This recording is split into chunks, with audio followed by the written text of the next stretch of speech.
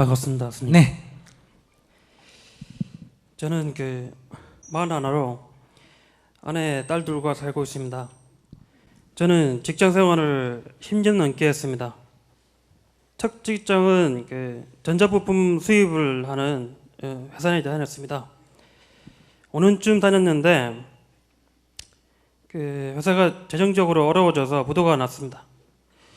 두 번째 직장은 보안 관련 제품을 제조하는 회사였는데 해외에 영업을 하는 일을 했습니다. 원래 하고 싶었던 일이어서 거기서는 신이 나서 아주 열심히 일을 했습니다. 밤 11시, 12시 퇴근이 늦어져도 즐거운 마음으로 일했고 또 급한 업무가 생기면은 1시, 2시까지 혼자서도 일을 하곤 했습니다. 그런데 여기서도 4년쯤 됐을 때 경영이 악화가 돼서 부도가 났습니다. 그리고 오너가 바뀌었는데 기존에 있던 사람들 다 나가게 되고 저도 같이 나가게 됐습니다. 그래서 세 번째 직장을 구할 때는 아주 안정된 회사를 구했습니다. 한 40년 된 회사를 구했는데요. 근데 이제 직원들이 8시 땡만 하면은 다 퇴근합니다. 거기 여기서는 이제 직원들 제 발전이 없겠다 싶어서 다른 공부를 좀 했습니다. 1년 정도 주식 공부를 했습니다.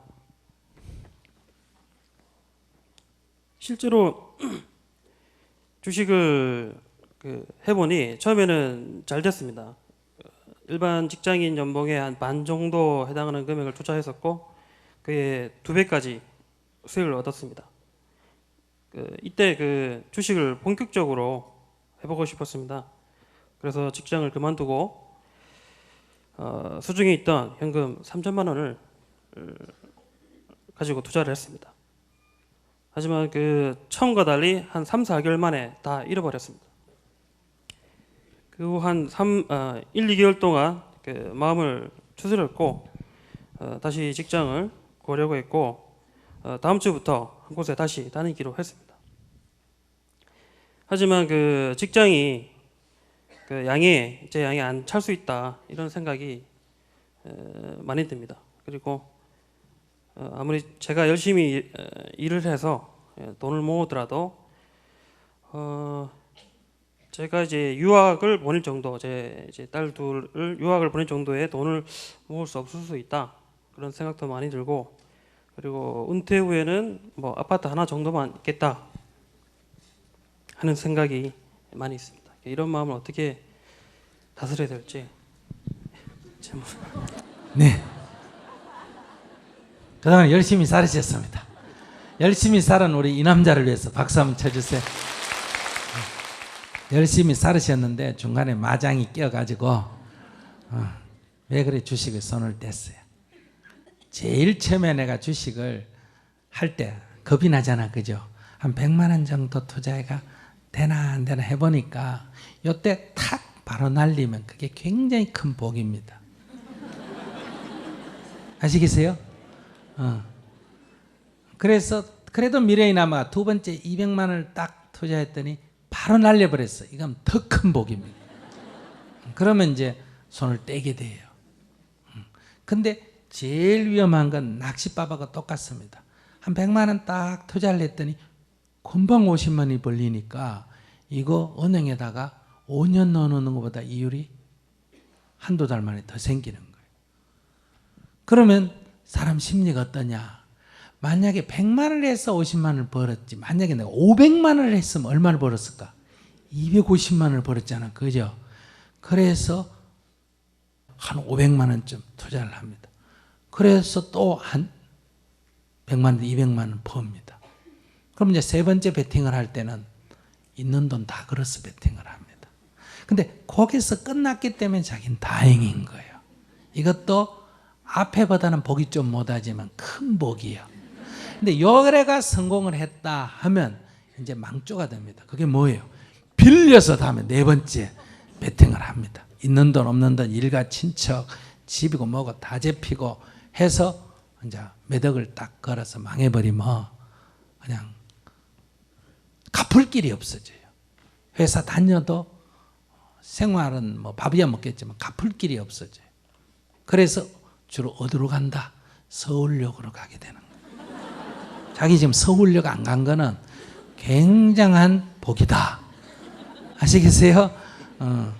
그러니까 기도를 열심히 했으면 첫 번째, 두 번째에서 팍 그냥 망하게 해야 되는데, 그래서 100만 원, 500만 원만 날려야 되는데 기도를 조금 적게 해놓으니까 갚기가 조금 늦어가지고 세 번째 망하게 돼서 그래도 그 정도 됐기 때문에 지금 산더미 같은 빚은 안 지게 됐다. 그러니까 지금 그걸 아쉬워하면 안 되고, 너무 고맙다. 여기서라도 내가 일에 대해서 지금 손 떼고 직장으로 왔지. 자기가 빚져버리면 어떠냐? 직장 다닐 마음도 안 들어요. 그 쥐꼬리만 하나 월급 받아가 10년 일해도 빚도 못 갚는데 다니면 뭐하노? 그래서 이제 자꾸 한꺼번에 이거 갚을 길 생각합니다. 이게 이제 본전 생각하는 노름판에서 본전 생각하면 집 날리거든요. 가져간 돈 읽으면 탁 털고 그냥 와야 되는데, 앞에 얼마 땄나 얼마 읽었나 이건 하등 중요한 게 아니다. 근데 그걸 탁 털고 집에 오면 가져간 돈만 읽는데, 이제 거기서 본전 생각을 해가지고 빌립니다. 그러다가 이제 마누라까지 잡히는 일이 생기는 거거든요. 그래서 그걸 자기가 볼 때는 아깝지만은 스님이 볼 때는 그 정도도 굉장히 양호하다.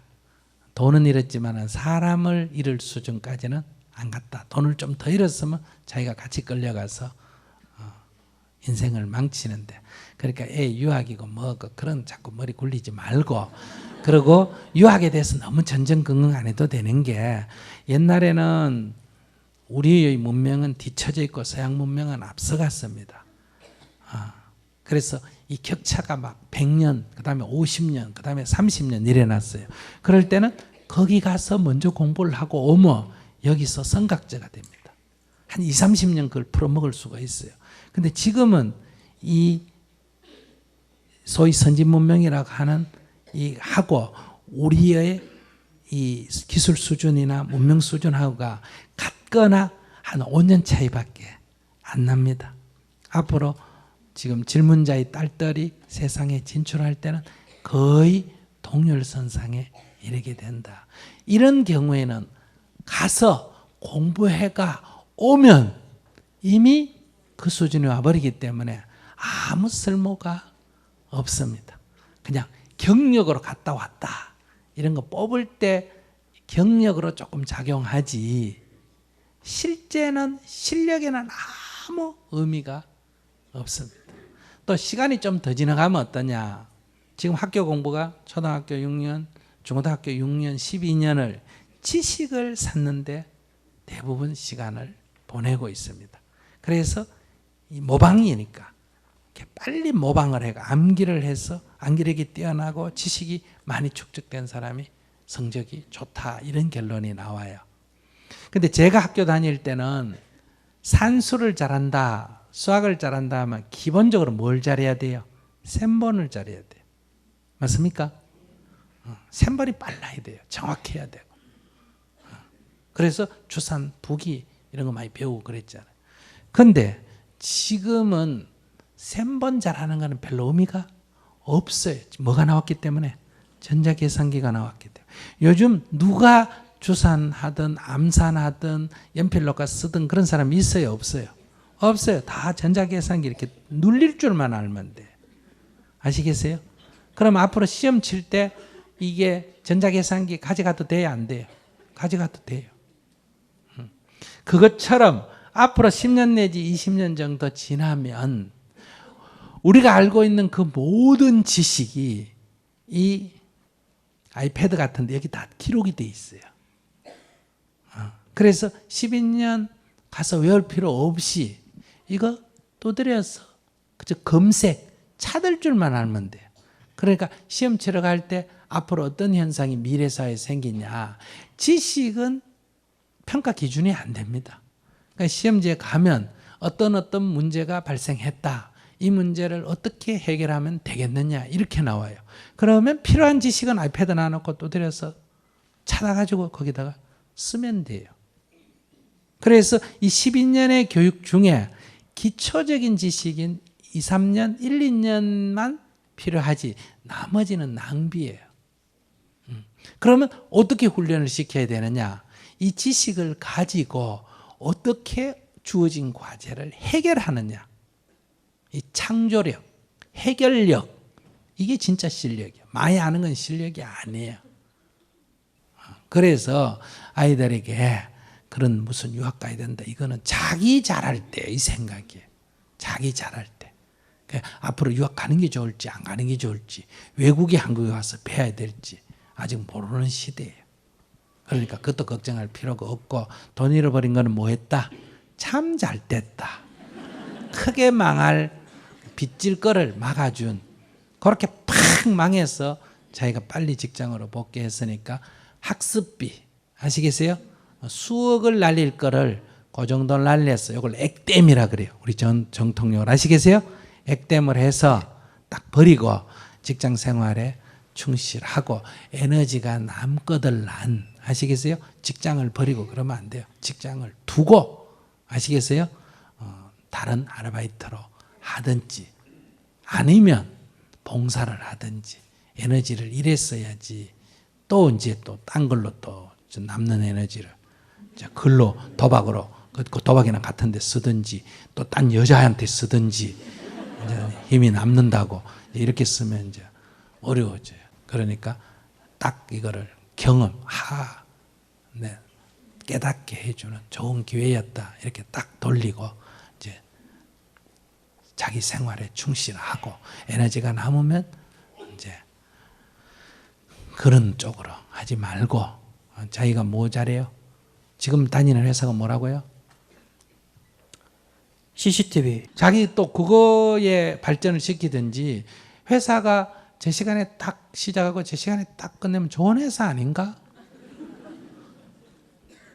그러니까 거기에 충실하고 밥값은 해야 돼요, 안 해야 돼요? 충실하고 에너지가 남으면 이제 그런 공부를 하더라도 목수를 배워가지고 아시겠어요?